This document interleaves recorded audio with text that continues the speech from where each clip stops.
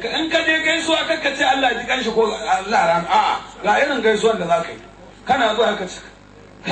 an gwanna an yi babban rashi sai ka dan rikice da gangan sannan mu Alhaji Salihu Allah mai cikawa sannan mu wanda duk kwanan shi ya kare kowa kan ka'ida yake jira annabi Muhammad tun da ya bar duniya wai ba zai je da wani zai saura da annabi ya saura sannan mu ka an gina shi an gwanna sai fa hakuri kwanan nan ma haka wasu suka je suka yi accident wajen mutum 3 ko 4 ka maza na mutuwa wallahi ka Allah ka to sai an jima wallahi al'umma annabi Muhammadu manzon Allah sai Allah ya bashi makaman Mahamuda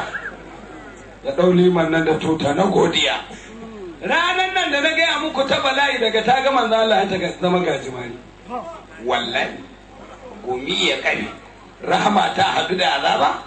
oh ina jahannama ta buya mala'iku su wargaje kowa ya san inda baban kan annabi ya durko ba matsi ba gumi ba rana ba wuta abin da ya damu jama'a wari da ciwon kashi da ya kare ne annabi na durkuwa daga an shaƙi ƙamshin annabi he ka ji kashi na kat ya koma inda yake wariya baje an gama bala'i annabi Muhammadu irin wannan mai matsayi wai shine wanda ba za a ga kiman shi ba sannan sai a ga kiman wanda zai baka kuɗi iyaka kuɗi duniya da ka bar duniya ka tafi lahira ka shiga uku Allah ka bar mu da annabi Muhammadu jama'a mun abubuwa ne sun yawa zan dan fada na yi maganar Isra'i akan annabi ya ga Allah ban gama ba daga wannan hadisin Abdullahi ibn Abbas sai na yanke zan dan karasa shi kan na gangaro mauru'i na al'umma ne Muhammadu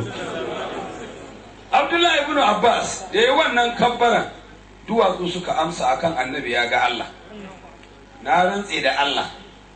annabi Muhammadu ya je sama ta 7 ya tada annabi Ibrahim ba iyaka inda ake aljanna ba saura guda ɗaya ba duk sun ƙare ta 8 ɗin kawai ta rage ya tafi inda sidratul muntaha ya wuce ya tafi inda hajannatul ma'awa ya wuce ina ne ya je annabi Muhammadu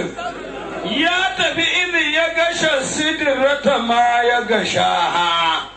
me sunan abun oho abin da ya lullube magari ya lullube me abin oho ka ce bai san gaibo to ya shiga oho